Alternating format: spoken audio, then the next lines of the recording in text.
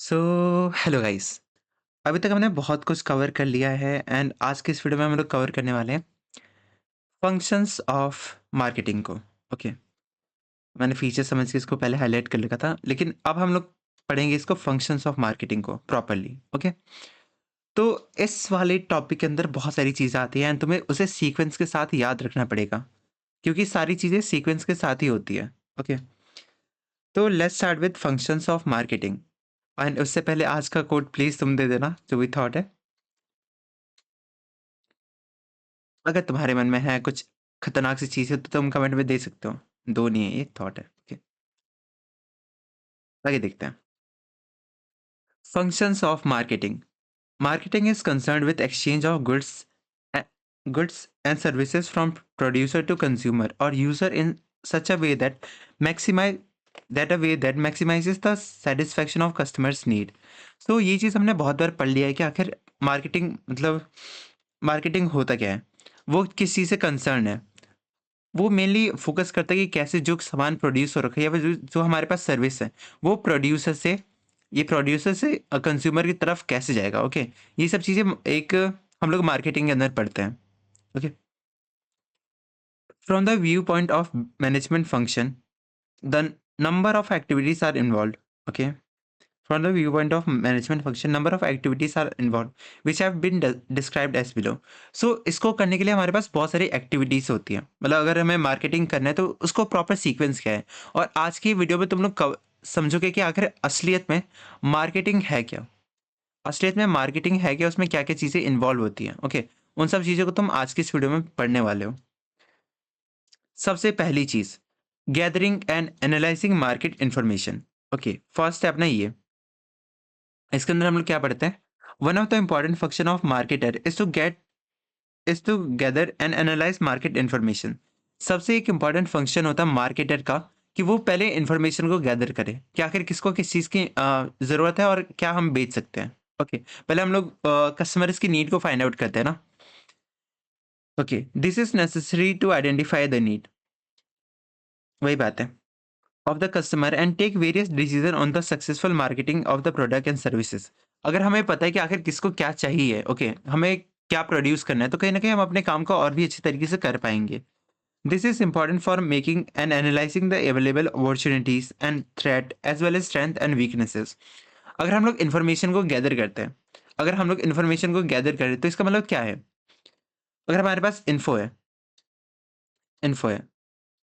Info information है, ठीक है? तो इससे हम लोग स्ट्रेंथ निकाल सकते हैं इस इन्फॉर्मेशन से कि हम अगर कुछ भी अपना फंक्शन करने वाले हैं तो उससे क्या हमारे लिए स्ट्रेंथ हो सकता है, ओके? फिर वीकनेसेस, स्वॉट एनालिसिस इन शॉर्ट कर सकते हैं। वीकनेसेस, फिर अपॉर्चुनिटीज़ और थ्रेट। अगर हमें सब कुछ पता है तो हम कहीं न कहीं देख सकते हैं कि क्या अपॉर्चुनिटीज़ है। उस नीड को हम लोग कैसे आइडेंटिफ़ाई कर सकते हैं, मतलब फुलफ़िल कर सकते हैं। फिर यहाँ पे थ्रेट है, थ्रेट मतलब अगर हम लोग जाते हैं इस नीड को सैटिस्फाई करने के लिए, तो क्या हमें पुलिस पकड़ लेगी?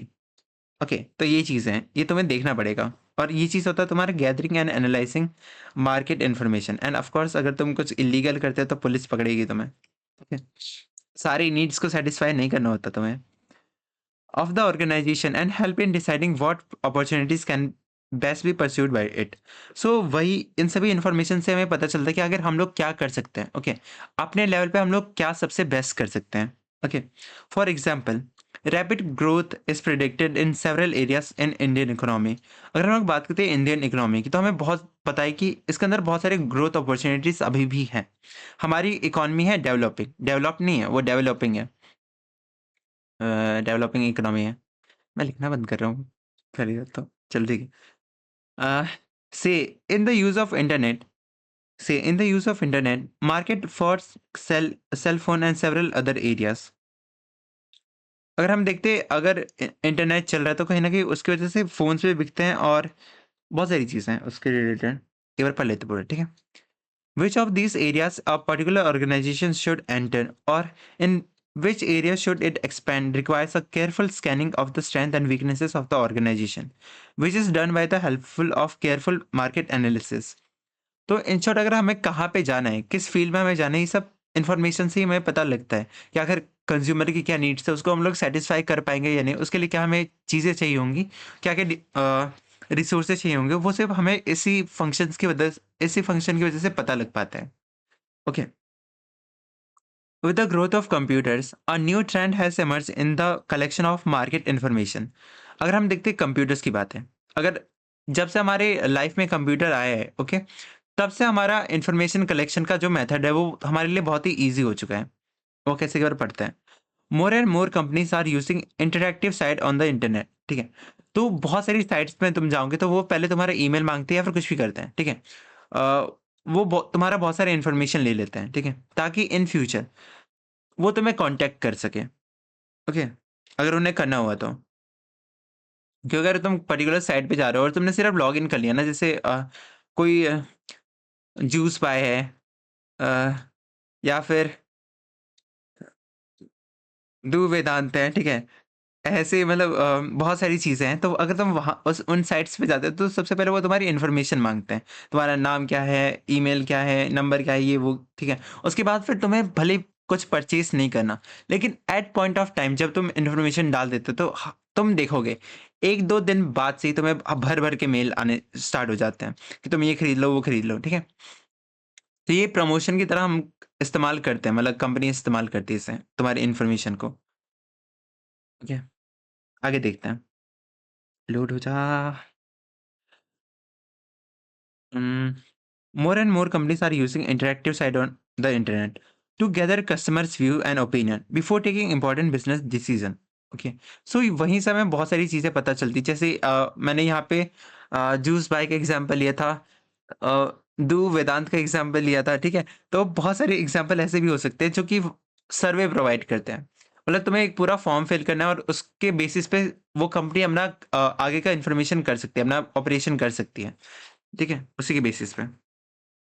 यहाँ पे एक एग्जांपल है और इसे तुम्हें समझना पड़ेगा, ठीक है?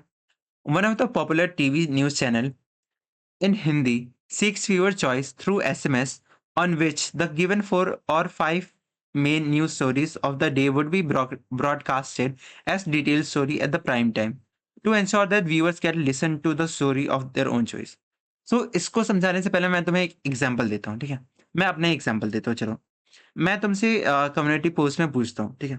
कि पहले हमें कौन-सा चैप्टर कवर करना चाहिए? तो यहाँ पे मैंने 4 ऑप्शन दे दिए, मार्केटिंग, फिर फाइनेंशियल मैनेजमेंट, ठीक है? या फिर मैंने ये कर दिया, कंज्यूमर प्रोटेक्शन, ठीक है? Consumer protection. तो तुम लोग यहाँ पे अप्लाई करो, मतलब अगर इन्फॉर्मेशन मुझे आता है कि ज़्यादा लोग चाहते हैं कि मैं फाइनेंशियल मार्केट को कवर करूँ, ठीक है? मान लो कि 69% लोग चाहते हैं कि मैं इस चैप्टर को कवर करूँ, ठीक है? तो मेरा ये फर्ज़ बनता है कि मैं ये बनाऊँ, और क्योंकि 69% लोग चाहते हैं कि मैं फाइनेंशियल मैनेजमेंट के ऊपर मैं वीडियो बनाऊँ, तो कहीं न कहीं 69% लोग आएँगे और मेरी वीडियोज़ को देखेंगे। मतलब ज़्यादा व्यूअर्स मेरे पास अट्रैक्ट होंगे, ये चीज़ है। और यहाँ पे एक एग्ज़ाम्पल दे रखा है, क्या कहते हैं, एसएमएस का, कि इन लोगों ने बहुत सारे ऑप्शंस तुम्हें दे दिए, ठीक है? स्क्रीन पे एक ऐड आ गया या फिर तुम टीवी देख रहे थे, बीच-बीच में ऐड आ गया, ठीक है? आज की रात के 8 बजे, आज रात 8 बजे हम लोग कौन-सी कहानी एयर करें? पहले अपना भूतिया कहानी, ठीक है? फिर है अपना गंजी चुड़ैल, ठीक है? गंजी चुड़ैल की कहानी है, ठीक है? फिर है अपना कुछ भी है, ठीक है? 3-4 ऑप्शंस हैं। अब तुम पर्टिकुलरली यहाँ पे एसएमएस करोगे कि तुम्हें ये चाहिए, भूतिया कहानी तुम्हें सुननी है या फिर गंजी चुड़ैल की कोई न्यूज़ स्टोरी तुम्हें सुनना है, ठीक है? तो उस पॉइंट ऑफ टाइम में न्यूज़ वाले को भी इन्फॉर्मेशन मिल गई कि आखिर उन्हें क्या ब्रॉडकास्ट करना है। अगर मान लो कि सारे लोग गंजी चुड़ैल की कहानियाँ सुनना चाहते हैं और तुमने चला दिया शक्तिमान, तो कौन देखेगा उसे? शक्तिमान ठीक है, देख लोगे, लेकिन एक एग्ज़ाम्पल है, ज़्यादा लोग तो उसे देखते हैं ना, गंजी चुड़ैल को। तो ये एग्ज़ाम्पल था यहाँ पे। फिर सेकंड पॉइंट है अपना।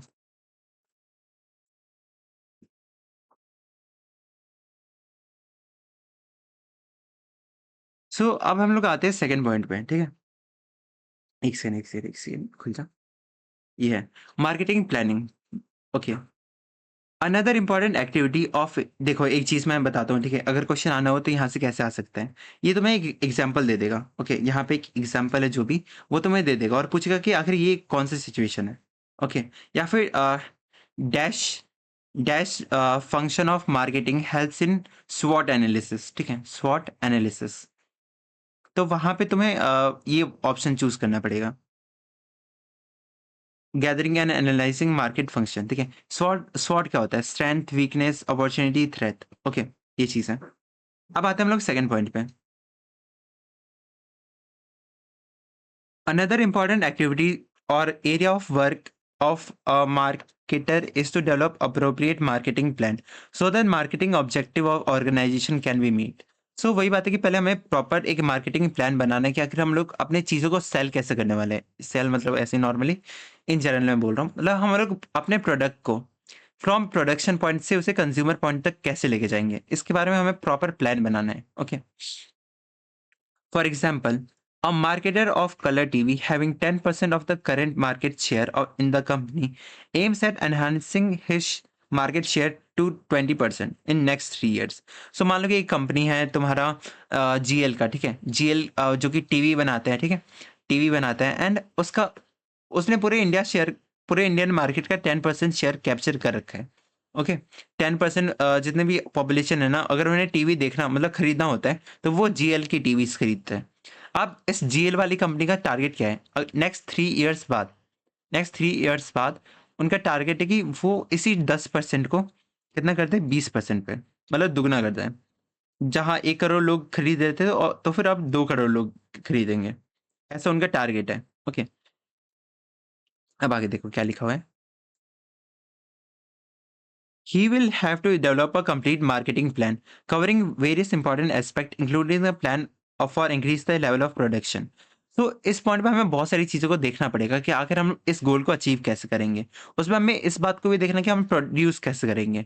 अब देखो, बेचना है, हमें बढ़ाना है, चलो समझते हैं। 1 करोड़ से तुम्हें 2 करोड़ पे जाना है क्योंकि उससे प्रॉफिट होगा तुम्हें। लेकिन एक ये भी तो सोचो कि तुम 1 करोड़ जहाँ बना रहे थे, अब तुम्हें दुगना प्रोड्यूस करना पड़ेगा, है ना?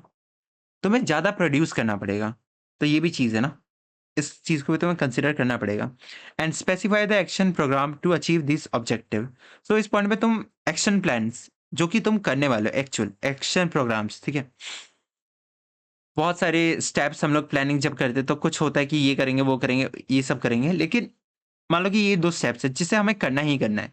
तो ये हो गया अपना एक्शन प्रोग्राम, मतलब इसको हमें करना ही है, ठीक है।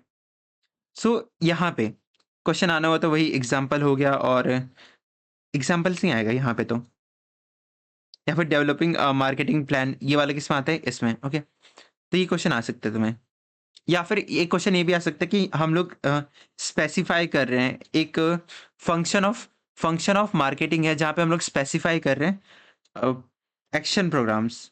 ओके, एक्शन प्रोग्राम्स, तो वो कौन सा फंक्शन ऑफ मार्केटिंग है, तो फिर तुम वहाँ पे मार्केटिंग प्लानिंग को चूज कर लेना। ऐसे क्वेश्चन आ सकते हैं। ओके, आगे देखो। Product designing and development. Okay, product designing जो है वो अपना टेंजिबल है और डेवलपमेंट इंटेंजिबल है। कैसे है मैं देखते हैं, पढ़ लेते हैं एक बार, ठीक है। अनदर इंपॉर्टेंट मार्केटिंग एक्टिविटी और decision area related to product designing and development. Okay, एक और इम्पॉर्टेंट एस्पेक्ट हमें कवर करना पड़ता है कि आखिर हम अपने प्रोडक्ट को कैसे डिजाइन करेंगे या फिर उसे कैसे डेवलप करने वाले हैं। The design of the product contribute to making the product attractive। अगर हम डिज़ाइन स्मूथ रखते हैं, ठीक है। तुमने बहुत सारे हेडफोन्स देखा होगा जिनका कलर बहुत ही ज़्यादा मज़ा आ जाता है, उसे देख के फ़ील होता है कि हाँ, वो एस्थेटिक है, ठीक है। तो चांसेस आर मोर कि तुम लोग उसको खरीदोगे, या तो तुम ब्लैक वाला ईयरफ़ोन खरीद लेते हो, हेडफ़ोन खरीद लेते हो, ठीक है, या तो तुम एस्थेटिक वाले खरीदते हो जिनकी कलर से तुम्हें फ़ील हो। ओके, ये चीज़ है। क्या फ़ील हो भाई? आगे देखो। आई होप सो तुम्हें सब चीज़ समझ में आ रहा है। अगर तुम्हें कुछ भी डाउट होता है ना, तुम कमेंट सेक्शन में पूछ सकते हो टाइम स्टैम्प के साथ कि हाँ, ये वीडियो अभी 12 मिनट पे चल रही है तो 12 मिनट ऐसे लिख लेना, 12 सेमीकोलन, और सेमीकोलन नहीं है, जो भी है, कोलन, और ऐसे करके फिर तुम क्वेश्चन पूछ लेना, ठीक है? आगे देखो। In, for example, when we plan to buy any product, say motorbike, we will not only see its feature like cost, mileage, but also design aspect like shape, size, style। अब देखो, ठीक है। तो वह यहाँ पे एकदम खतरनाक बालक, ठीक है। तुम्हारे जुल्फे ऐसे हैं, एकदम खतरनाक बालक हो तुम यहाँ पे। ये चोटी नहीं है, ये आगे की तरफ निकल रहे तुम्हारे बाल, ठीक है। तुम्हारे पास दो ऑप्शन है। एक तो तुम हायाबुसा खरीद लो, ठीक है। ये हायाबुसा को पोलियो नहीं हुआ है, ठीक है? और एक है तुम्हारे पास स्प्लेंडर खरीद लो, ठीक है? हायाबुसा का माइलेज बहुत कम है। तुम अगर 10 लीटर फॉर एग्ज़ाम्पल अगर तुम 10 लीटर डालते हो तो मैक्स टू मैक्स 5-6 किलोमीटर चलता है, ठीक है? 5-6 किलोमीटर मैक्स, ठीक है? फॉर एग्ज़ाम्पल है, अब मुझे ज़्यादा ज्ञान मत देना प्लीज़। अब यहाँ पे देखो और स्प्लेंडर का देखो, 10 किलोमीटर में तुम्हें 100 किलोमीटर भगा देगा, ठीक है? ये इसका माइलेज है। एट द प्रॉपर ऑफ मतलब अगर तुम नॉर्मल इंसान होते तो फ़ायदा तो यहाँ पे है ना कि 10 लीटर में मुझे 100 किलोमीटर मिल रहा है ना?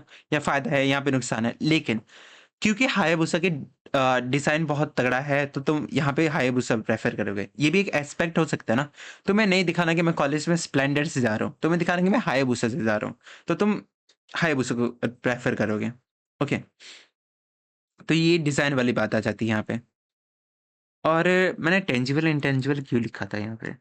डिज़ाइनिंग हम लोग करते हैं टेंजिबल मतलब कि वो प्रोडक्ट है एंड इसलिए टेंजिबल लिखा होगा और डेवलपमेंट होता है मतलब उसमें थॉट प्रोसेस डालना कि हम लोग इसे कैसे डेवलप करने वाले हैं या फिर कुछ भी करने वाले, तो वो इंटेंजिबल होता है। उसमें हम लोग अपना दिमाग चलाते हैं। सो इस वाले पॉइंट से तुम्हें क्वेश्चन कैसे आ सकते हैं? पहला तो ये बाइक वाला एग्जाम्पल हो गया, ठीक है? और ऐसा भी आ सकता है कि dash aspect is important as we not only focus on factors like cost, mileage, etc., but we also focus on shape, design ये सब। ओके, तो यहाँ पे तुम इस वाले पॉइंट को तुम कंसिडर कर सकते हो। फिर फोर्थ पॉइंट पे आते हैं, स्टैंडर्डाइजेशन एंड ग्रेडिंग। इसका मतलब क्या होता है? ये दो अलग अलग वर्ड्स हैं एंड दोनों का मीनिंग अलग है, ठीक है? स्टैंडर्डाइजेशन इज डिफरेंट एंड अपना ग्रेडिंग इज डिफरेंट, और इसी को हम लोग एक बार पढ़ते हैं, ठीक है? क्या है standardization? Refer to the producing good of predetermined specification which help in achieving uniformity and consistency in the output. Okay.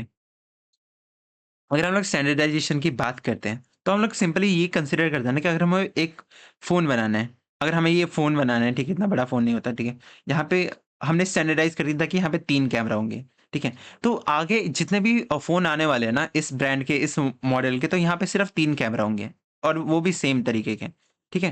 Plus wait अ, ओहो! फीचर्स आ रहे हैं ये देखो, सेलेक्ट भी हो जा, ये देखो। फीचर्स तो आगे यूज़ करना नहीं यार। तो समझ रहे हो ना कि सेम हमने स्पेसिफ़िकेशन बना दी है और उसी के साथ में हमने आगे ये क्या हेल्प करता है? यूनिफ़ॉर्मिटी को अचीव करने में हेल्प करता है। कैसे? अगर तुम सेम चीज़ बना रहे हो, सेम तरीके से बना रहे हो, तो अगर कोई बंदा है, अगर कोई यहाँ पे बंदा है, टेक्निकल गुरुजी को साइड रख के कोई दूसरा बंदा है, ठीक है? तो अगर उसे आईफ़ोन चाहिए होगा, तो वो जो एडवर्टाइज़मेंट में देखा होगा वही खरीदेगा ना, ओके? ऐसा तो नहीं है इसको आईफ़ोन कुछ अलग सा कलर का मिल रहा है और इस वाले बंदे को आईफ़ोन कुछ अलग सा कलर मिल रहा है, मतलब दूसरे बंदे को। एक स्टैंडर्डाइज़ेशन होता है ताकि यूनिफ़ॉर्मिटी मेंटेन रह सके। तो ये बहुत सिंपल सा पॉइंट है, तुम समझ रहे हो। You are very smart kids, okay? And consistency, तुम हर चीज़ समझ सकते हो लेकिन लोगों के बदलते हुए नेचर को नहीं समझ सकते। आई नो, ठीक है? अब हम लोग देखते हैं standardisation ensure that buyer that goods conform to the predetermined standard of quality, price, packaging, and reduce the need of inspection, testing, and evaluation of product. तो देखो, देखो एक चीज़ मैं बताता हूँ। मान लो यहाँ पे तुम हो, ओके? यू आर हियर, कितने प्यारे से हो लेकिन तुम्हारे बाल ऐसे आगे की तरफ आ रहे हैं, ठीक है? लेकिन देखो, तुमने ऐड देखा, तुमने फ़ोन में ऐड देखा और देखा कि एक फ़ोन ऐसा है, ऐसे कैमरा वाला है और कितना प्यारा-सा दिख रहा है, ठीक है? तो तुम अगर जाते हो, एक कंडीशन ये है जब सारी चीज़ें सेम स्टैंडर्ड से बन रही है, मतलब यूनिफ़ॉर्मिटी मेंटेन है, और दूसरा है कि हर जगह अलग-अलग फ़ोन बन रहा है, अलग-अलग सारे फ़ोन में कुछ ना कुछ अलग हो रहा है, ओके? सो पहले वाले केस में जहाँ पे सारे फ़ोन्स तुम्हारे सेम हैं, तो तुम किसी भी फ़ोन को उठा लो, इस वाले फ़ोन को उठा लो, इस वाले फ़ोन को उठा लो, तो तुम्हें चेक करने की ज़रूरत नहीं है। जो फ़ीचर्स इसमें हैं, वो इसमें भी है, इसमें भी है। जो कमियाँ इसमें हैं, वो कमियाँ इसमें भी है, इसमें भी है, ठीक है? लेकिन जहाँ पे सभी फ़ोन अलग-अलग तरीके से बन रहे हैं, ठीक है? किसी में गोल्ड है, किसी में प्लैटिनम है, किसी में टाइटेनियम है, ठीक है? तो गोल्ड वाले को टेक्निकल गुरुजी खरीद सकते हैं, ये गंदा एग्जांपल है, ठीक है? मतलब समझ लो, यहाँ पे बहुत सारे स्पेसिफिकेशन है, तो तुम्हें फीचर्स अलग-अलग चेक करना पड़ेगा। इसके फीचर्स क्या हैं, इसके फीचर्स क्या हैं, इसके फीचर्स क्या है, इसके लिमिटेशंस क्या है, इसके लिमिटेशंस क्या है, मतलब हर किसी को तुम्हें अलग-अलग चेक करना पड़ेगा। वहीं फर्स्ट वाले केस में तुम्हें एक रिलायबिलिटी है, अगर मैं खरीद रहा हूँ तो हर जगह पे सेम ही मुझे फीचर मिलने वाला है, ठीक है? यहाँ पे same feature, hold on, hold on, plus, same feature, ठीक है? सेम फीचर और सेम सब कुछ सेम मिलने वाला है। तो यहाँ पे तुम्हें ज़्यादा टेस्टिंग करने की ज़रूरत नहीं पड़ती और वही सेम बात यहाँ पे भी लिखा हुआ है, ओके? इंस्पेक्शन का। तो ये इस वाले स्टैंडर्डाइजेशन से 2 इंपॉर्टेंट पॉइंट आते हैं। पहले तो ये यूनिफॉर्मिटी को मेंटेन करता है और दूसरा कि पहले तो यूनिफॉर्मिटी एंड कंसिस्टेंसी को मेंटेन करता है और दूसरा ये रिड्यूस करता है द नीड ऑफ इंस्पेक्शन को, ठीक है? फिर आगे देखते हैं।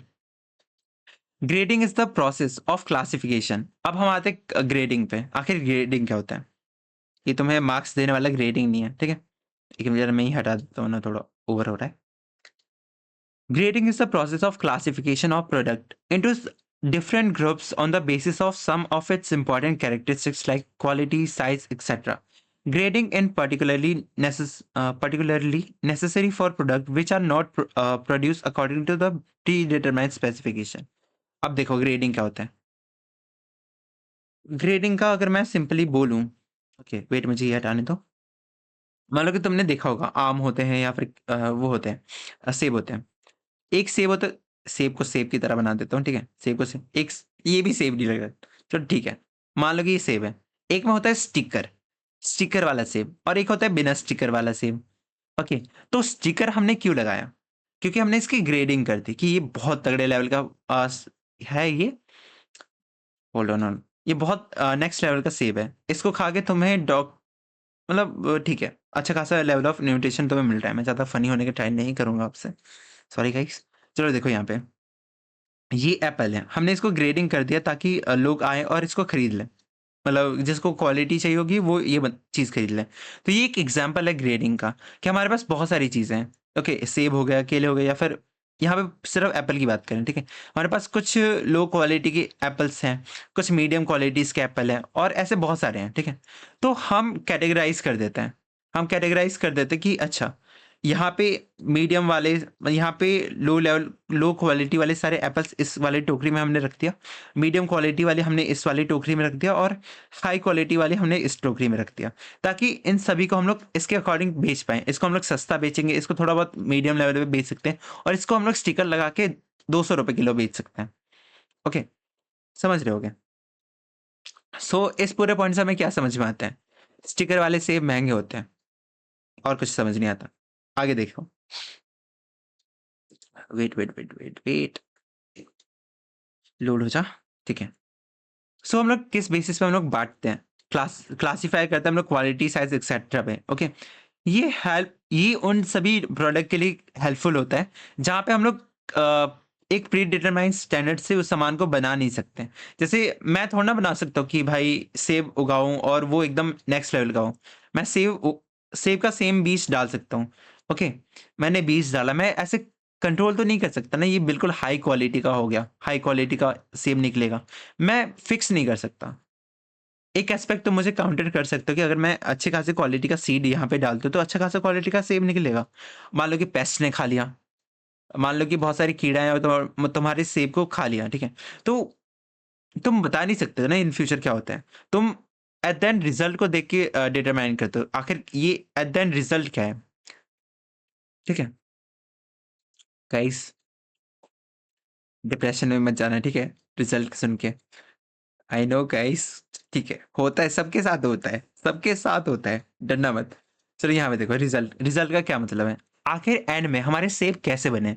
हमें फ़र्क नहीं पड़ता कि हमारे बीज कैसे थे, हमें फ़र्क नहीं पड़ता जब वो उग रहे थे तब वो कैसे थे। एट द एंड जब हमने सभी सेब को अलग कर दिया और एक टोकरी में रख दिया हमने, ठीक है?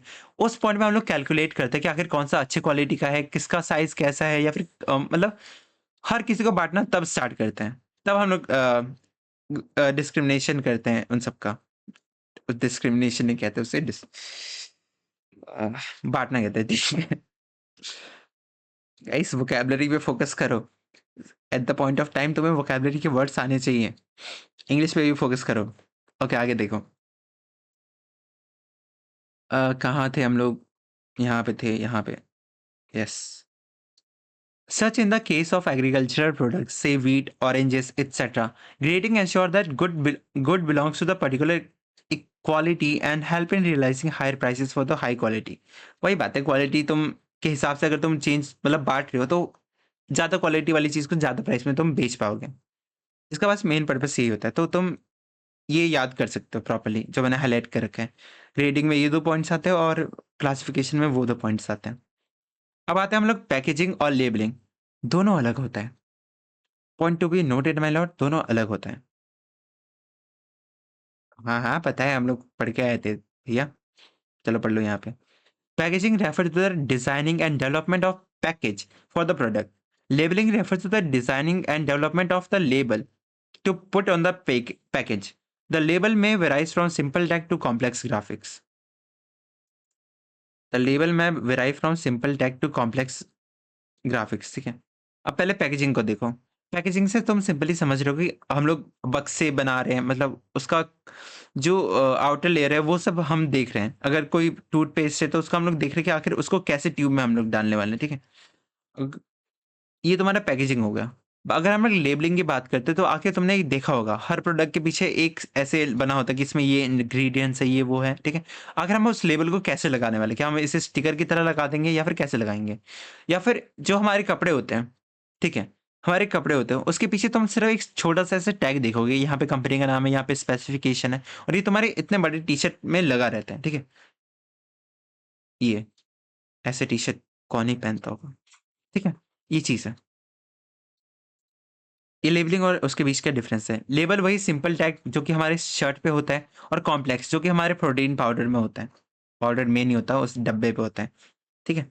ये चीज़ है। Packaging and labelling have become so important in modern days marketing that these are considered the pillar of marketing. Damn good point, ठीक है। यहाँ पे देखो, पिलर्स ऑफ मार्केटिंग हम किसे कहते हैं? पैकेजिंग एंड लेबलिंग को। क्या ये एमसीक्यू में नहीं आ सकता? आ सकता है, प्रॉपर्ली आ सकता है, तो तुम इसे मार्क कर लेना, ओके। अब ये देखो, ये बिंदी क्यों लगा दी मैंने यहाँ पे? Packaging is important not only for production of the product but also to serve as a promotional tool, okay.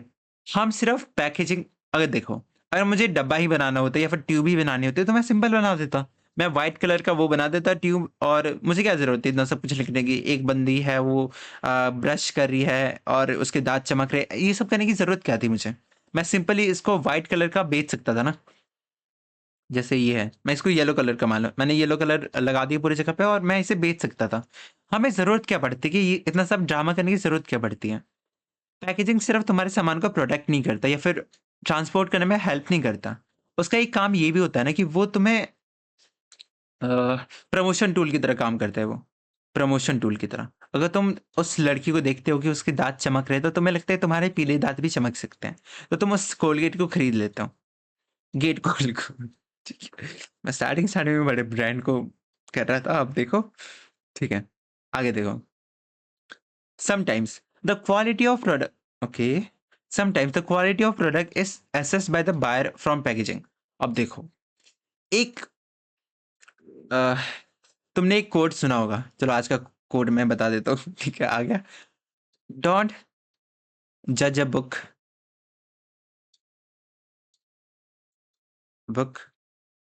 Bye its cover, ठीक है, बाय इट्स कवर। वो ऑल्दो इस तरह तुम्हें ज्ञान दिया जाता है, और ज्ञान क्यों दिया जाता है? क्योंकि लोग करते हैं जज। लोग तुम्हारे आउटर अपीयरेंस के ऊपर जज करते हैं, एंड इसको तुम मना नहीं कर सकते। तुम ये खुद एक्सपीरियंस करोगे, लोग जज करते हैं तुम्हारे आउटर अपीयरेंस में, ठीक है। तो अगर कोई चीज़ बहुत ही ज़्यादा प्यारी सी दिख रही है, ठीक है, तुम्हें लगेगा कि हाँ, ये बहुत ही ज़्यादा अच्छा है, इसकी क्वालिटी अच्छा होगा और बहुत बढ़िया होगा, ओके। अब अगर हम लोग देखते हैं यहाँ पे, अगर कोई थोड़ा बहुत ठीक ठाक दिख रहा है तो हमें लगता है ठीक है, खरीद लेता है, हमारे पास पैसे कम है, काम चला लेंगे। और मान लो कोई सिंपल सा प्रोडक्ट है, उसमें ना ही लेबल, ना ही कोई फैंसी डिजाइनिंग है, ना ही कोई प्रीमियम लुक है, तो लोगों को लगता है ये फालतू है। डिस्पाइट द फैक्ट उसके अंदर हो सकता है कि दुनिया की सबसे बेस्ट चीज़ हो, दुनिया की सबसे बेस्ट चीज़ हो, तुम्हें फ़र्क नहीं पड़ता, ठीक है? उस समय भी तुम्हें फ़र्क नहीं पड़ता। तुम बस देखते हो कि पैकेज खराब है, इसलिए तुम उसे डिस्कार्ड कर देते हो। क्या कह रहे हो? रिलेटेबल हो गया तुम्हें? ठीक है? तो वही लोगों को फ़र्क नहीं पड़ता कि तुम्हारे अंदर की फीलिंग्स क्या है, ओके? तुम्हारा कैरेक्टर क्या है या फिर कुछ भी, ठीक है? तो इस पॉइंट ऑफ टाइम में तुम ये चीज़ फ़ील करोगे, ठीक है? कि भाई आउटर अपीयरेंस मैटर करता है, लेकिन फिर भी आज का थोड़े तो डोंट जज a book by its cover, okay? चलो दोबारा टॉपिक पे आते हैं। क्या कह रहे हो? वीडियो में ज्ञान से ज़्यादा डिप्रेशन मिल रहा है तुम्हें? कोई नहीं, होता है, सबके साथ होता है। आगे देखो। We have seen that in success of many of the consumer brand in recent years, such as Lay's, Uncle Chips, Potato Wafers, Clinic Plus, shampoo and Colgate toothpaste, packaging has played important role. So वही बात है कि अगर हम लोग देखते हैं packaging को, तो उसने बहुत सारे ब्रांड्स में हेल्प करा है, उसे ग्रो करने में, उसे एस्टेब्लिश करने में। अब देखो, important point, important point, important point. मैं 3 बार इसे क्यों बोला? क्योंकि तुम इसे इग्नोर कर देते हो।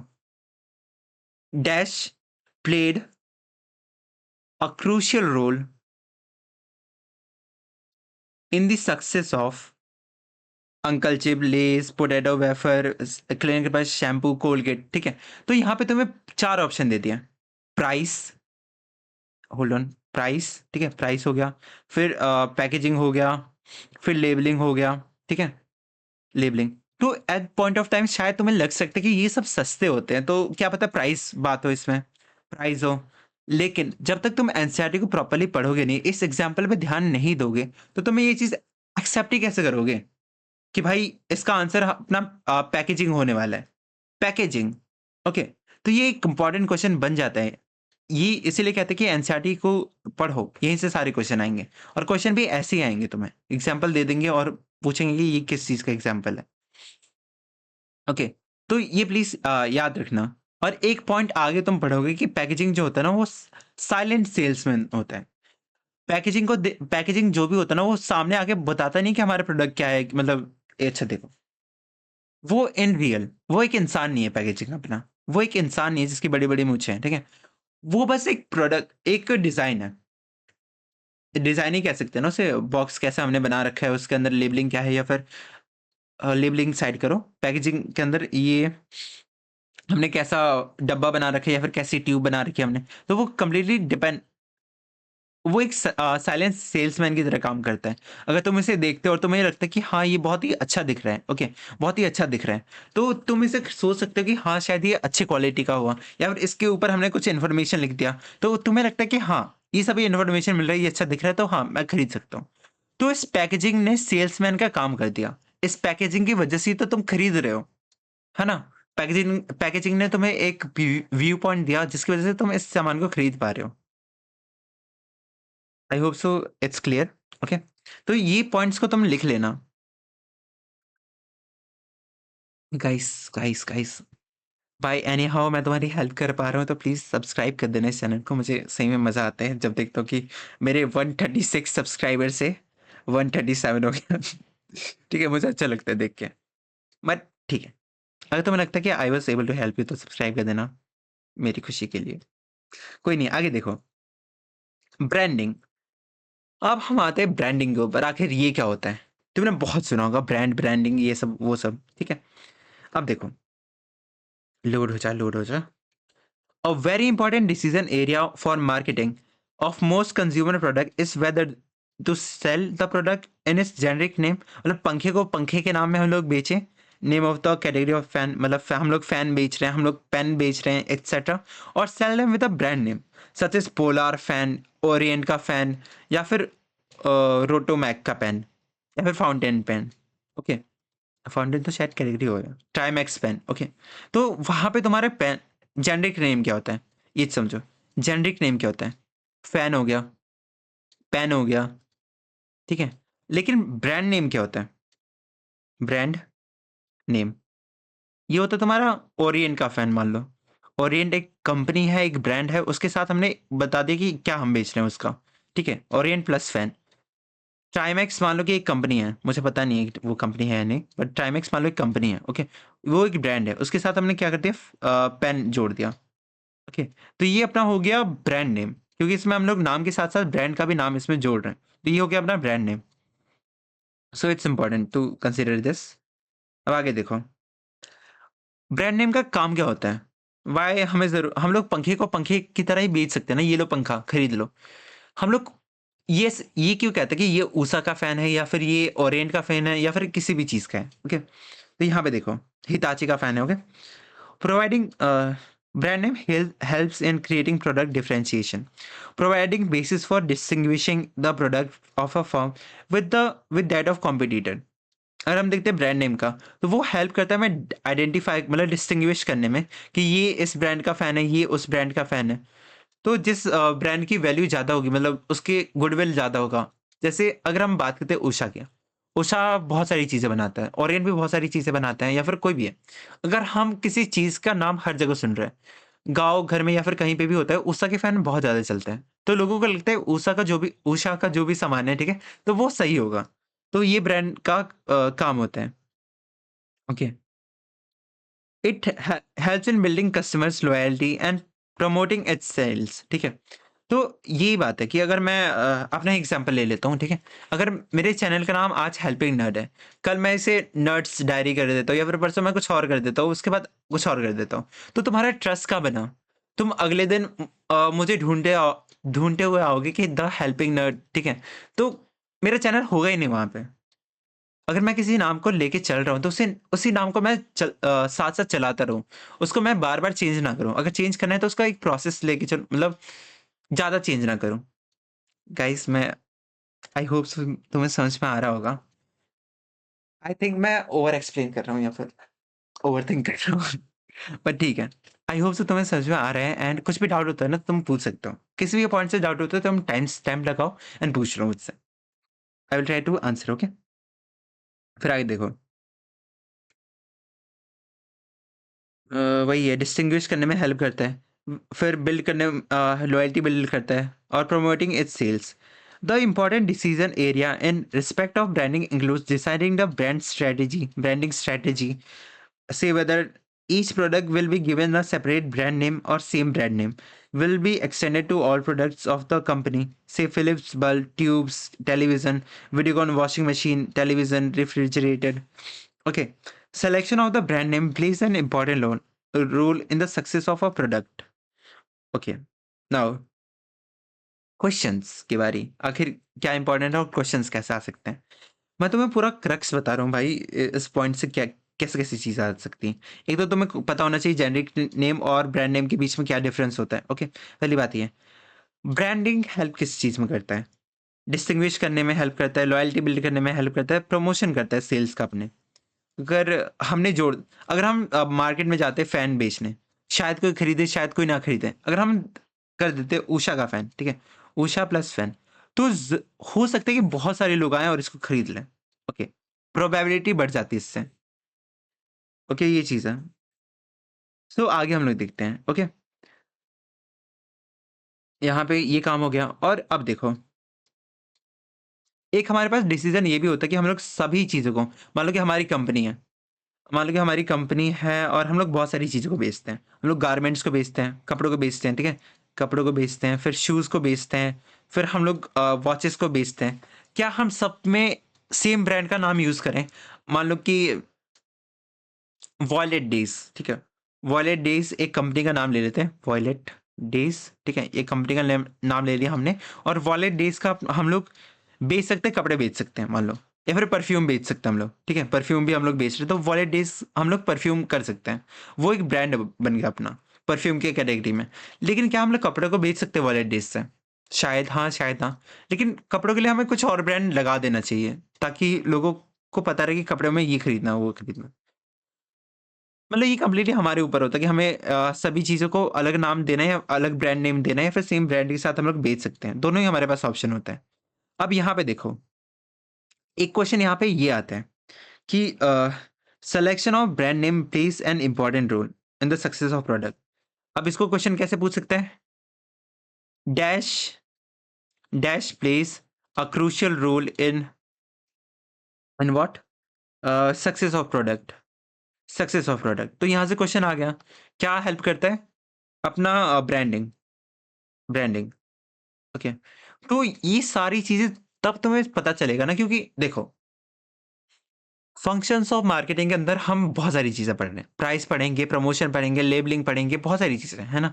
तो तुम्हें एट पॉइंट ऑफ टाइम तुम्हें लग सकता है कि हाँ, ये भी सही है, वो भी सही है, ये भी मतलब तुम्हें लग सकता है कि सारे पॉइंट सही हैं। लेकिन तुम्हें करेक्ट आंसर वहाँ पे तभी पता चलेगा जब तुम एनसीईआरटी को प्रॉपर्ली पढ़े होगे। कौन-सी लाइन किस पॉइंट के अंदर लिखी हुई है, ये तुम्हें याद रखना पड़ेगा। ओके, ये चीज़ है यहाँ पे। अब आगे देखो, ब्रांडिंग हो गया अपना, अब आता है अपना कस्टमर सपोर्ट सर्विस। ये भी बहुत ज़्यादा इम्पोर्टेंट होता है। हाँ, टोटल 12 पॉइंट्स है, अभी हम 7th पॉइंट पे हैं। ये कबाड़ी वाले भी आई होप सो अब थोड़ा बैकग्राउंड नॉइज़ कम आएगा तुम्हें, बट देखते हैं। Customer support services, a very important function of the marketing management relates to the developing customer support services such as after sales services, handling customers complaint with and adjustments, procuring credit services, maintaining services, technical services, consumer information. So यहाँ पे एक producer है अपना, यहाँ पे एक producer है अपना, ठीक है? और यहाँ पे अपना कंज्यूमर है। प्रोड्यूसर ने एक सामान बनाया और इसे बेच दिया इस कंज्यूमर को। क्या इस पॉइंट ऑफ टाइम में जब उसने सामान को बेच दिया, अब ये बंदा अपने दूसरे काम पे फ़ोकस करने लगे, क्या ये छोड़ दे अब इस बंदे से मुझे कुछ मतलब नहीं है? ऐसा नहीं कर सकता वो। ऐसा उसे नहीं करना चाहिए।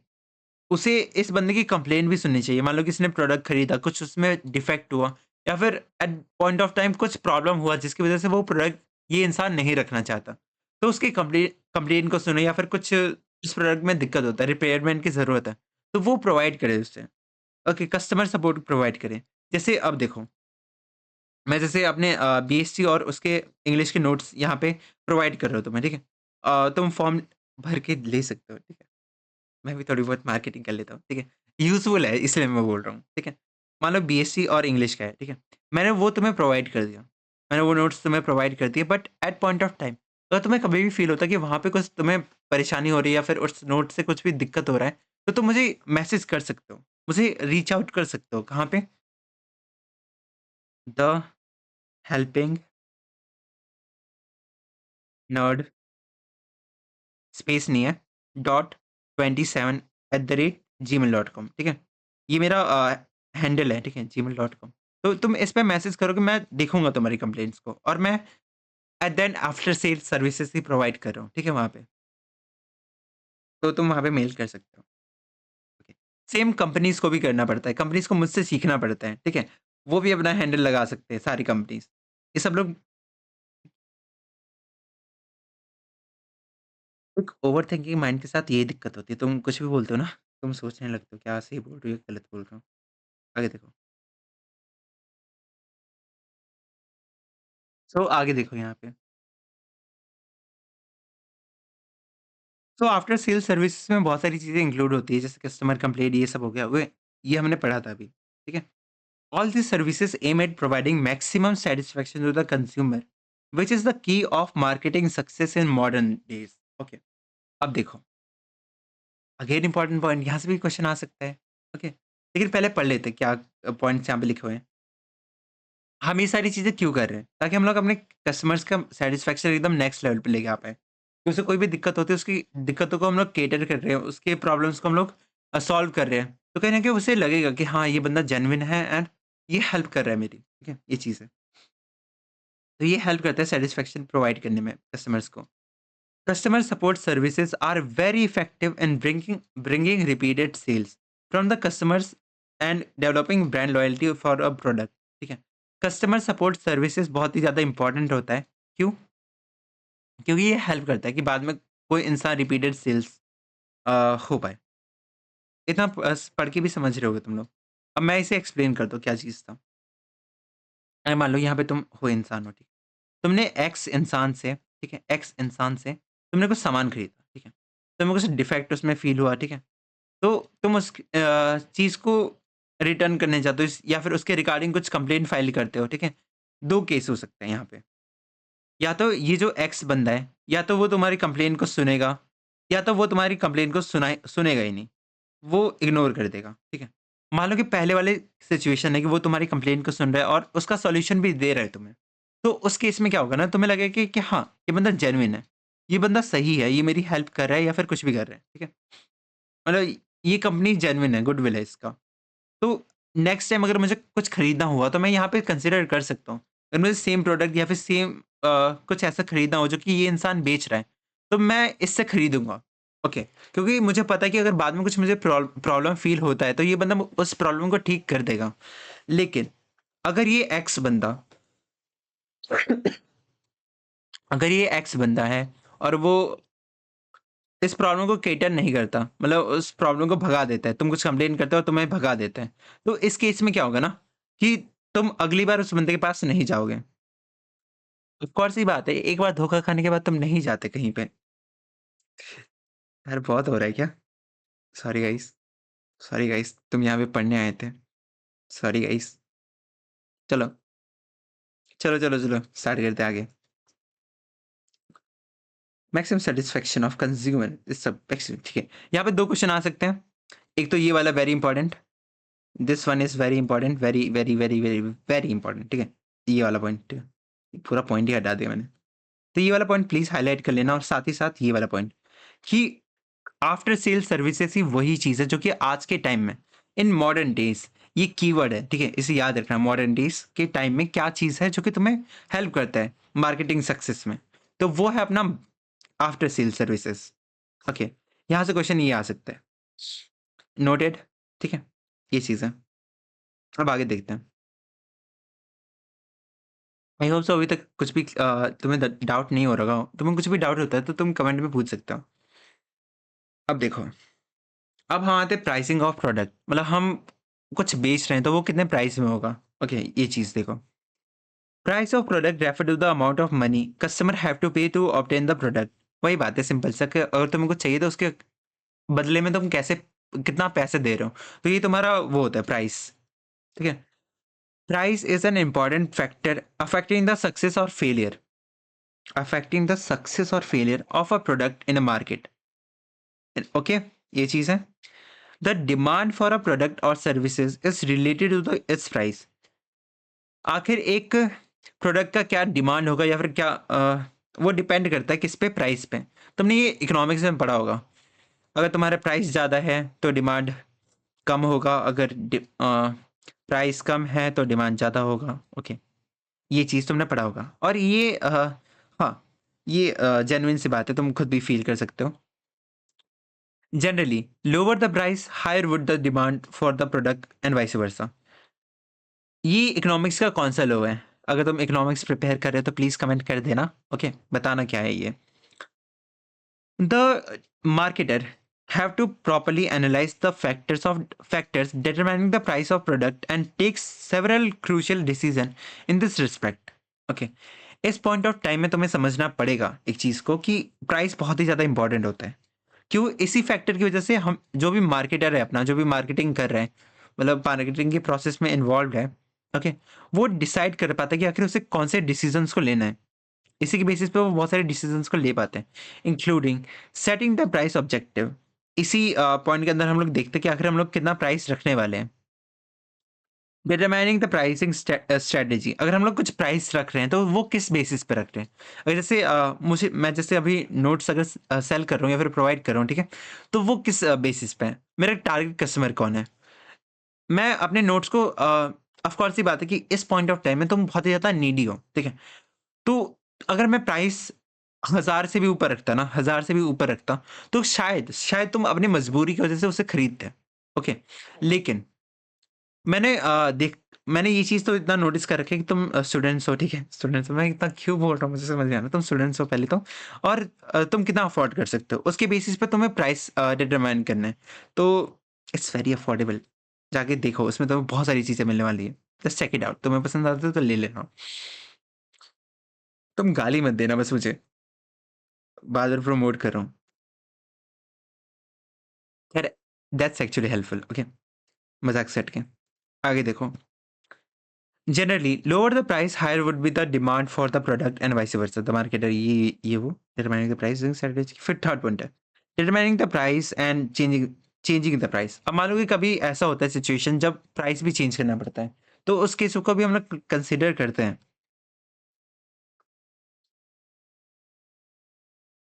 सो प्राइसिंग से यहीं पे क्वेश्चन आ सकते हैं. ठीक है, डैश प्लेस क्या है ये, डैश अफेक्ट द ओके ठीक है, यहाँ पे देखो dash is an important factor affecting the success or failure of a product in the market. Okay, तो ये क्वेश्चन आ सकता है. ओके, एक बार मुझे देखने दो, ऊपर भी कुछ ऐसा था ना. रुको,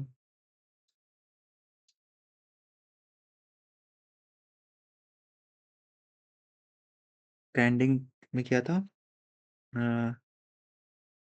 कौन सा एक्स कॉम्पिटिटर, फंक्शनलिटी, ये वो.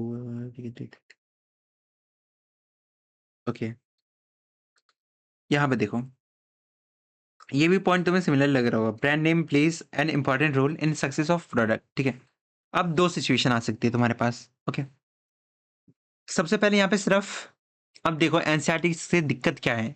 ये भी पॉइंट तुम्हें सही लग सकता है, ये भी पॉइंट तुम्हें सही लग सकता है ना. सही दोनों है. तुम भी जानते हो कि ब्रांडिंग की वजह से भी सामान बिक सकता है, प्राइस की वजह से भी सामान बिक सकता है. लेकिन क्वेश्चन में हमें क्या लिखना है ना. तो उस प्रॉब्लम को टैकल यहाँ पे करो. सबसे पहली बात कि brand name plays important role in success. यहाँ पे तुम्हें वर्ड्स को एकदम फिक्स रखना पड़ेगा. यहाँ पे सक्सेस दे रखा है, यहाँ पे सक्सेस और फेलियर दे रखा है. तुमने आशीष चंचलानी वाली वीडियो देखी होगी, ठीक है, जिसमें डिफरेंस होता है फोटोसिंथेसिस और किसी चीज के बीच में डिफरेंस निकालना होता है. तो वहां पे सारे फालतू फालतू पॉइंट्स होते हैं. ठीक है,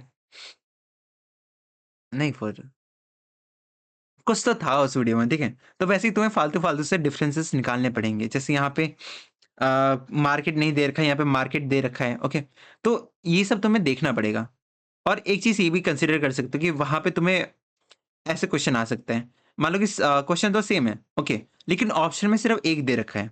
या तो प्राइस दे रखा है, मतलब प्राइस दे रखा है चारों ऑप्शन में से, या तो मान लो ब्रांडिंग दे रखा है. ठीक है, ब्रांडिंग दे रखा है. तो इस केस में जो भी वहां पे प्रेजेंट होगा उसको टिक कर देना. ठीक है, लेकिन मान लो कि पर्टिकुलरली स्टेटमेंट दे रखा है fill in the blanks format में, और तुमसे पूछ रहा है कि आखिर असलियत में क्या होगा, तब तुम्हें वर्ड को एकदम फिक्स रख के देखना है. क्या वहां पे मार्केट है, नहीं है तो ब्रांडिंग, अगर है तो प्राइसिंग. ओके, ये दिक्कत है एनसीईआरटी से क्वेश्चन आने की. अब हम देखते हैं आगे. Okay, I hope so clear है. एंड कुछ भी डाउट होता है तो तुम क्वेश्चन पूछ सकते हो. ओके, जैसे यहाँ पे एक पॉइंट मुझे ध्यान आया तो मैंने बता दिया. अगर तुम्हें कुछ भी ऐसा ध्यान आता है कि भाई ये पॉइंट यहाँ पे भी डिस्कस था, वहां पे भी डिस्कस है, तो वैसे भी क्वेश्चन तुम मुझसे पूछ सकते हो. बाकी उस वाले क्वेश्चन में बस ट्राई करना कि एकदम वर्ड टू वर्ड जाओ. वर्ड टू वर्ड वहां पे जाना बहुत ज्यादा ही इंपॉर्टेंट हो जाता है. ठीक है, फिर आगे देखो.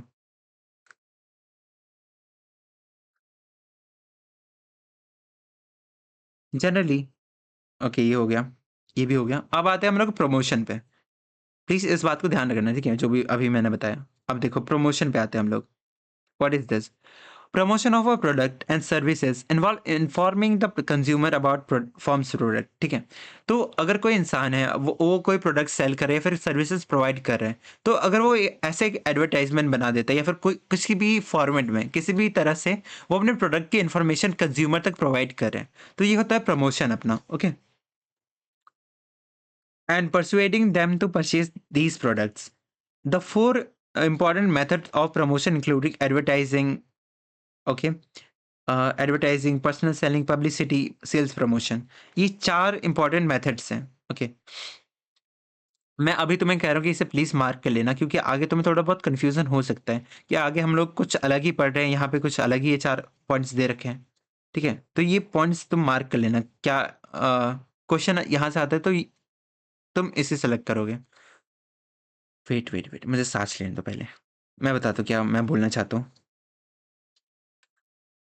सुनो यहाँ पे, ठीक है, यहाँ पे एक पॉइंट है, यहाँ पे एक पॉइंट है, लोड होने तो पहले. The four important method of promotion include advertising, personal selling, publicity, sales promotion. ये चार पॉइंट है. ठीक है, ये इंपॉर्टेंट है, तुम्हें याद रखना कि क्या चार पॉइंट्स हैं. एडवर्टाइजिंग, पर्सनल सेलिंग, पब्लिसिटी और sales promotion. Dash which of the following is not important method of promotion, ऐसे क्वेश्चन आ सकते हैं. और ये 4 पॉइंट इसलिए याद करने के लिए बोल रहा हूँ, तुम आगे पढ़ोगे। वेट मैं दिखाता हूँ तुम्हें।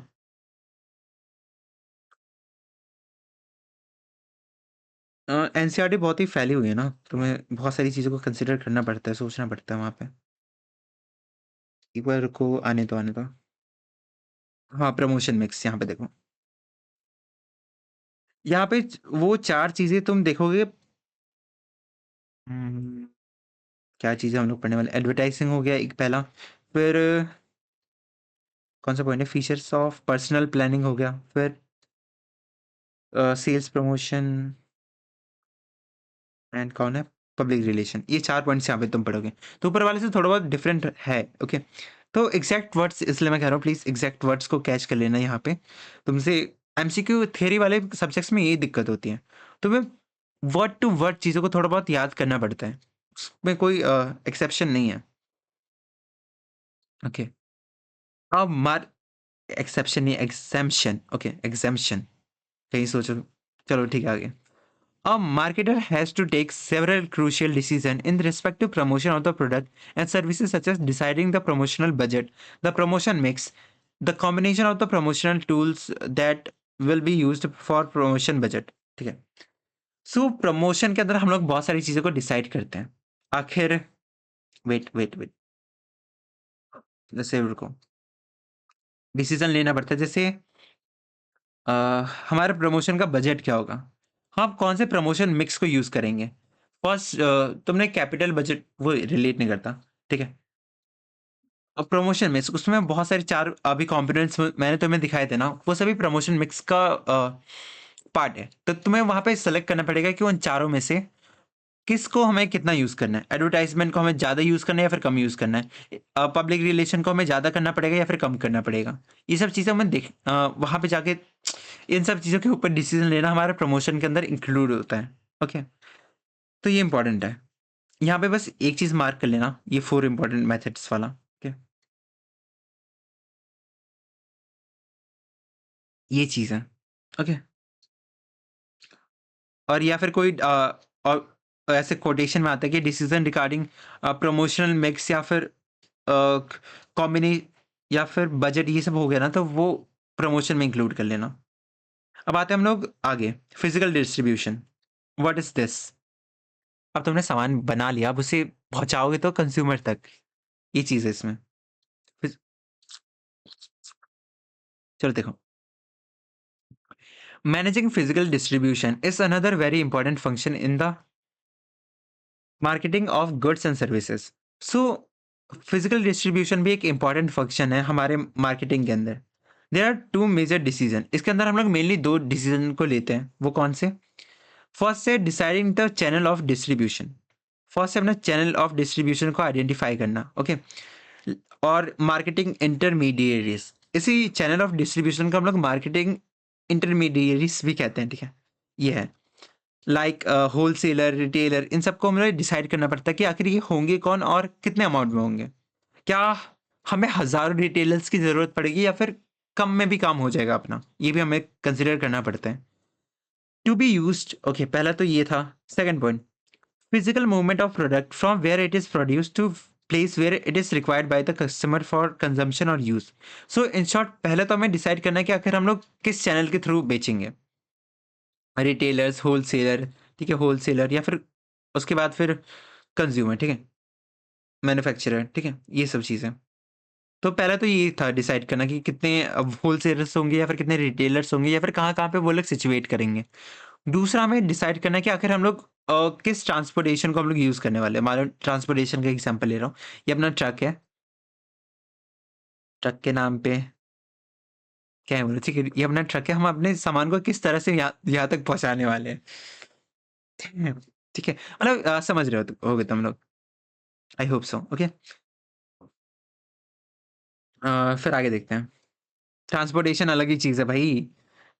यहाँ पे देखो, फिजिकल मूवमेंट बस हमें डिसाइड करना होता है कि आखिर कहाँ कहाँ से हम लोग प्रोवाइड करने वाले हैं। अब एक चीज़ मैं यहाँ पे तुम्हें क्लियर कर लेता हूँ, ट्रांसपोर्टेशन ऑल्दो एक सेपरेट फंक्शन है, लेकिन ये इंक्लूड होता है किसमें, फिजिकल डिस्ट्रीब्यूशन में, फिजिकल डिस्ट्रीब्यूशन में, लेकिन इसको अलग हम लोग मानते हैं, ओके। तो इसके अलग अलग पॉइंट्स होंगे।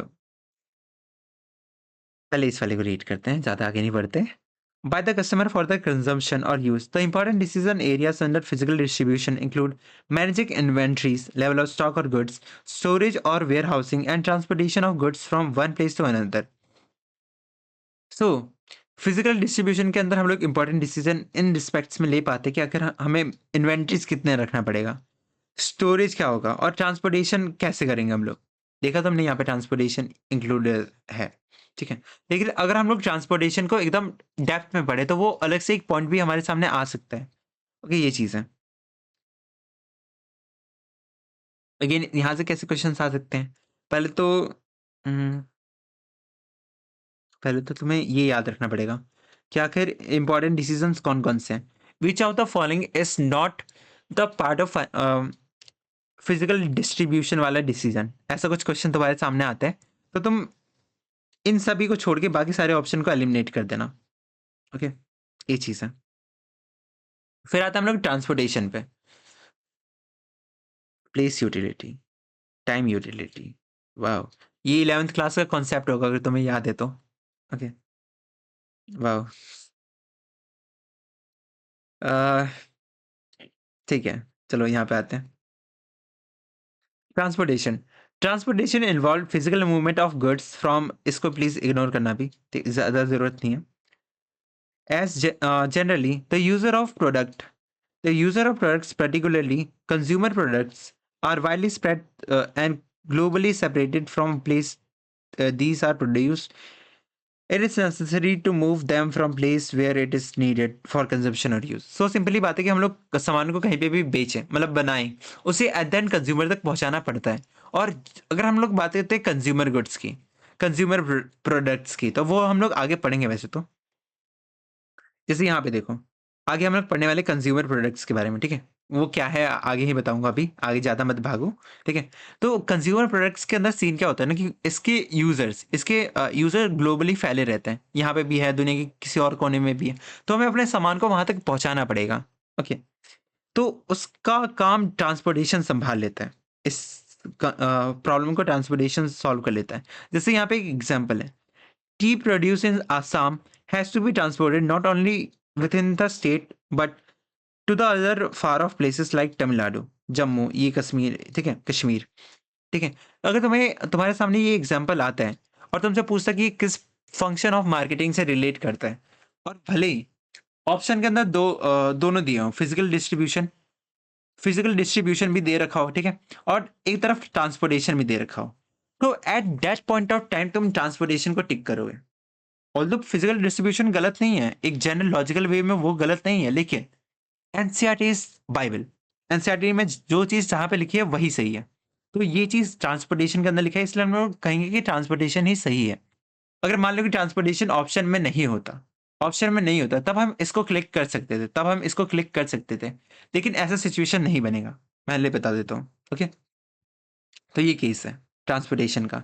तो ये एग्जाम्पल बहुत ही ज़्यादा इंपॉर्टेंट हो जाता है, और ये वाला physical movement of goods from one place to another, ये दो पॉइंट्स बहुत ही इंपॉर्टेंट हो जाते हैं इसके लिए। अगर तुमने 11th क्लास में थोड़ा बहुत पढ़ा होगा, बीएससी को थोड़ा बहुत सीरियसली पढ़ा होगा तो, हाँ, यूटिलिटीज बहुत सारी होती है ना, प्लेस यूटिलिटी, टाइम यूटिलिटी, फिर इंफॉर्मेशन वाले कुछ होता है, ठीक है। तो ट्रांसपोर्टेशन अपना प्लेस यूटिलिटी फुलफिल करता है कि सामान को जहाँ पे ज़रूरत है वहाँ तक पहुँचा पाता है। Okay, marketing firm has to analyze its transportation needed after taking into consideration various factors such as nature of product, cost and location of target market, and take decision in respect of mode of transportation to be chosen and other related aspects. So of course ही बात है, ज़्यादा complex नहीं करता। मान लो कि एक ऐसा goods है जिसे हमें अमेरिका तक भेजना है, तो क्या हम उसे अपने ई रिक्शा से बेच पाएंगे? नहीं। उसके लिए हमें प्रॉपर्ली प्लेन को बुक करना पड़ेगा, वहां से अपना सामान जाएगा उस एरिया तक, उस ग्लोब तक। तो हमने यहाँ पे डिसाइड करा कि हम लोग मोड ऑफ ट्रांसपोर्टेशन कौन सा यूज करने वाले हैं। ओके, तो ये चीज़ है। अब marketing firm has to analyse its okay, ठीक है, ठीक है, ये सारे डिसीजंस लेने के लिए आई होप से ये थोड़ा बहुत क्लियर है। ओके, अब हम आते हैं लास्ट पॉइंट पे, स्टोरेज और warehousing. It's important and समझो क्या है यहाँ पे। और एक चीज़ 11th क्लास के कॉन्सेप्ट के हिसाब से ये हमारे टाइम यूटिलिटी को फुलफिल करता है। ओके, चलो आगे बढ़ते हैं।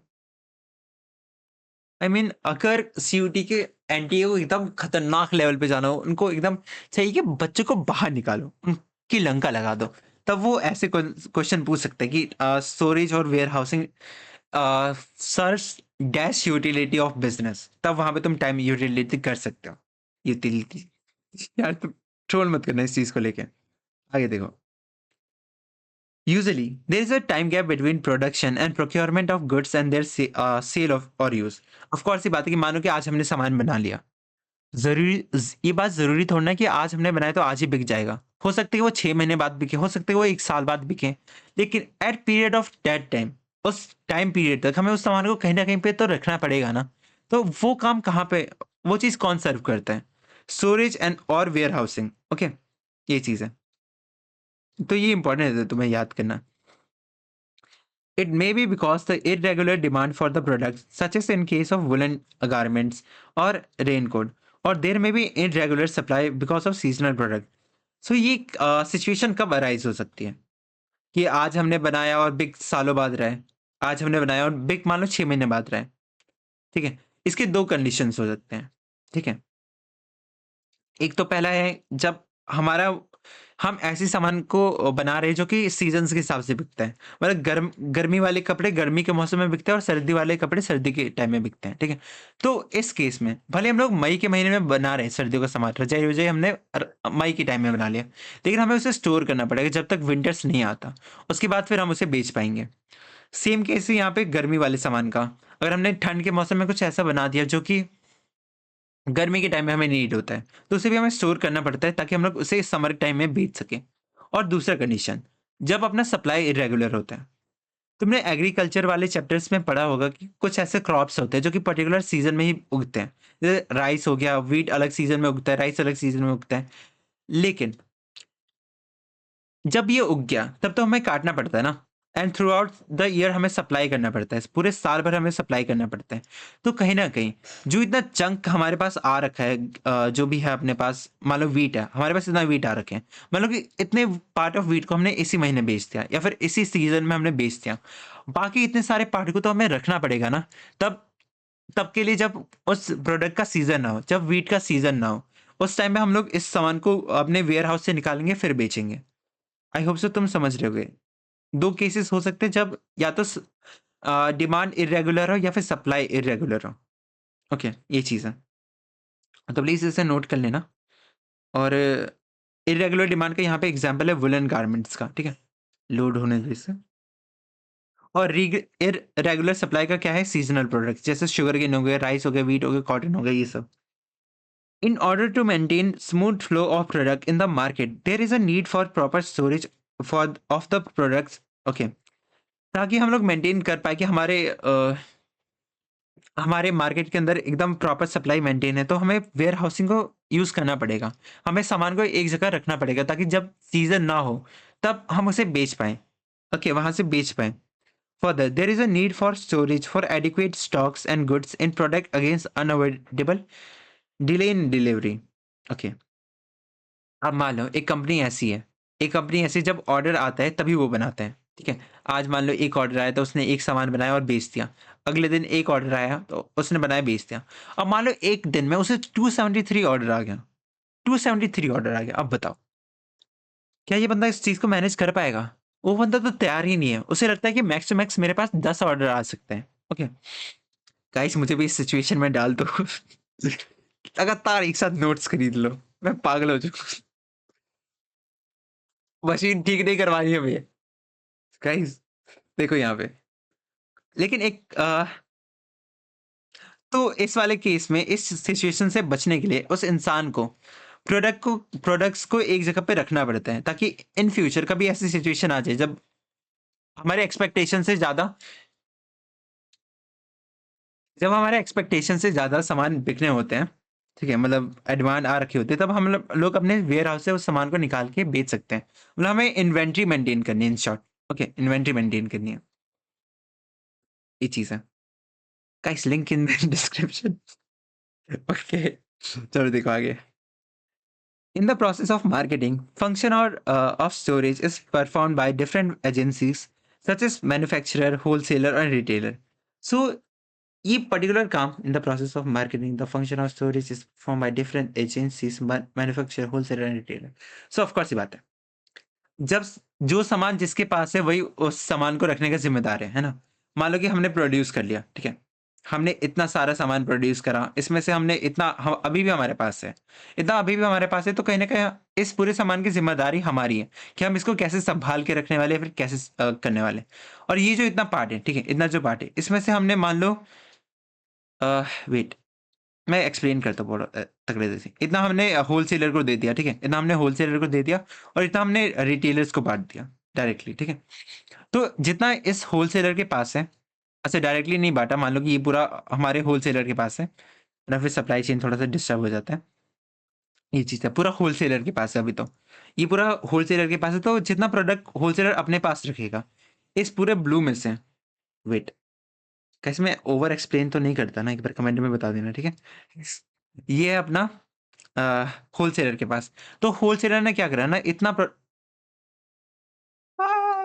ओके ठीक है, पॉइंट इरेज़र में आते हैं। तो मान लो कि इतना पॉइंट उसने अ, रिटेलर को बेच दिया। इतना पॉइंट उसने रिटेलर्स को बेच दिया। तो इस वाले पॉइंट की ज़िम्मेदारी रिटेलर्स की है, इस वाले पॉइंट की ज़िम्मेदारी होलसेलर्स की है और इस वाले पॉइंट की ज़िम्मेदारी अपने मैन्युफैक्चरर की है कि इसको वो कैसे सँभाल के रखने वाला है। I hope so it's clear and ये पॉइंट्स याद रखना है इर्रेगुलर सप्लाई, इर्रेगुलर डिमांड वाला, ओके? तो यहाँ से क्वेश्चन आ सकते हैं। बस इस वीडियो में इतना ही था एंड आई होप सो तुम्हें समझ में आया होगा। कोई भी डाउट होता है तुम कमेंट सेक्शन में पूछ सकते हो एंड अगर तुम्हें नोट्स चाहिए तो प्लीज़ लिंक चेक कर लेना, मैंने वहाँ पे प्रोवाइड कर रखा है and that will be helpful. चाहे उसमें सेक्शंस हों या फिर कुछ भी हो, मैंने सब कुछ वहाँ पे प्रोवाइड कर रखा है, एक बार देख लेना। बस उसमें मेनली कॉन्सेप्ट का है, तुम्हें प्रैक्टिस का उसमें थोड़ा बहुत दिक्कत है, बट जो चीज़ मैंने प्रोवाइड कर रखा है ना वो तुम्हें एक कॉम्पिटिटिव एज दे सकता है। मैंने इस वाली एनसीईआरटी को भी उसमें प्रोवाइड कर रखा है, तो तुम खुद से भी पढ़ सकते हो, ओके? बाकी इस वीडियो में इतना ही था। अपना ध्यान रखो एंड मिलते हैं हम लोग नेक्स्ट वीडियो में। Till then take care and ध्यान रखो। चलो सायोनारा।